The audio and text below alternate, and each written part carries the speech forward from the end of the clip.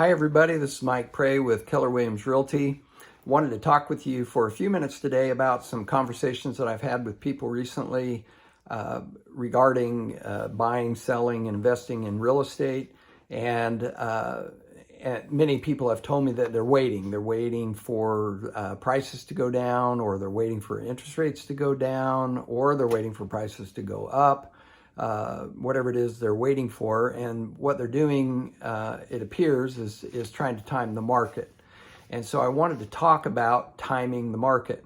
There are two or three things that you'll want to understand if you're thinking about timing the market.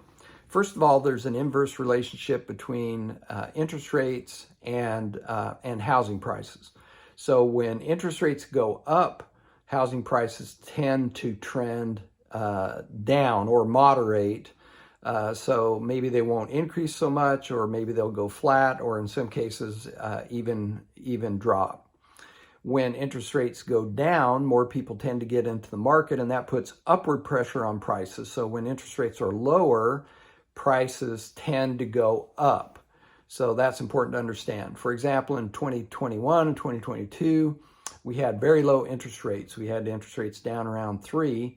And so a lot of people were in the market, and we saw median sales prices go up, increase 22% and up to 14% during those 2 years. So interest rates down, housing prices went up. Last year, 2023, we saw interest rates go up, and they went up between 6.5% and almost up to 8%. And we saw, generally speaking, in the DFW area, median sales prices drop about 9%. So interest rates went up, median sales prices went down. And so I want to talk about these two main variables, interest rate and housing prices, and how that works with timing the market. So first of all, with housing prices, historically, they trend up over time. So there might be some highs and lows in various months or years, but if you looked at a graph over the last 30 years or whatever, generally speaking, housing prices trend up. And so that's something that you can think about when you're getting ready to buy property, that you're going to see from the time you buy, over time, you'll see the prices go up. And but with interest rates, it's different. Interest rates are very volatile. They can pop up and down or sideways or whatever. We don't really know what they're going to do. A lot of people try to project what they're going to do, and very rarely does it turn out the way the projections go. And so the reason for that is that there are just a lot of variables that go into the interest rate and what it is, and a lot of those are not controllable, at least not by us, and they're hard to foresee because of the nature of them. And so a lot of things can affect those interest rates.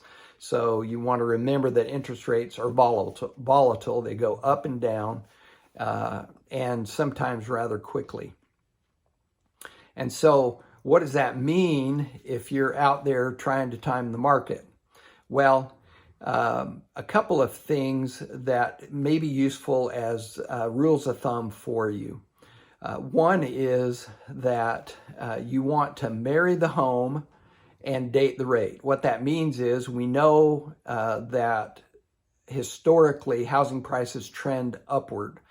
So if you're waiting for them to go down, you won't really know when that's happening, if they're at the bottom of the market, a current market, until they start going back up. So it's very hard to time, but you know that over time they're going to go up. So you want to get into a home, make those, if you're a first-time home buyer, you want to get in the home. If you are a move-up buyer, you want to get in the home,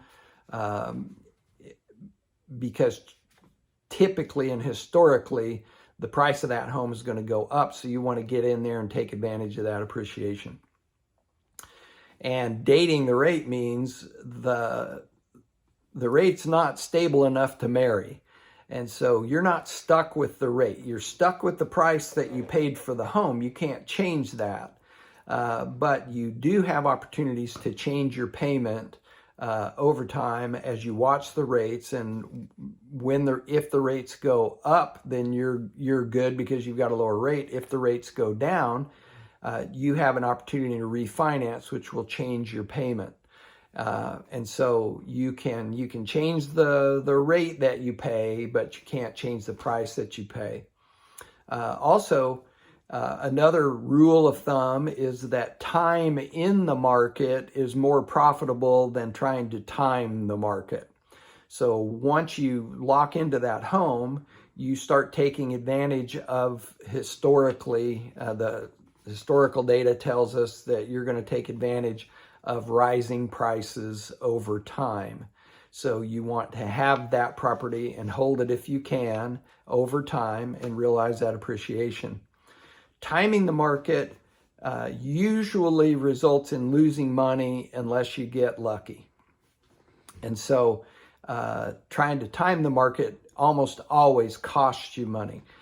For example, about 3 years ago, I had clients who we had the interest rates going way down, and so they wanted to get in there and take advantage of those interest rates, but they started to see the upward pressure on prices and decided to wait for prices to come back down. So in an effort to save $5,000 on the purchase price, they waited. And what happened was the prices continued to go up until they were out of the range that they could afford.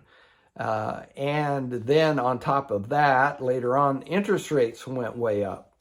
And so had they bought at the time, they would have way more than recouped the $5,000 over the last 2 or 3 years that they were trying to save at the time. And now they're priced out of the market for what they could have bought at the time. So trying to time the market is almost always going to cost you money.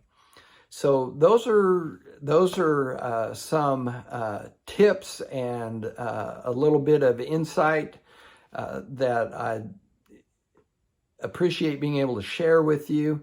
Those are based on my experience and statistics and my opinion. So timing the market is almost untimable.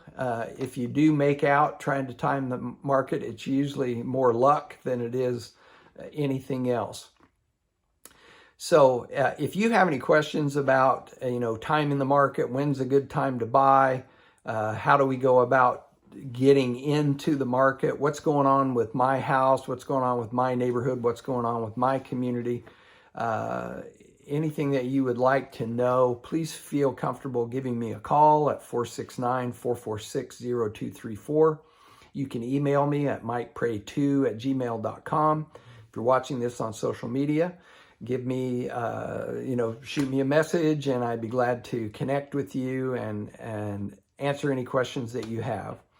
That's all I have on this subject today. Once again, I hope you're enjoying spring and getting ready for a fantastic summer, and I look forward to talking to you next month. Bye-bye.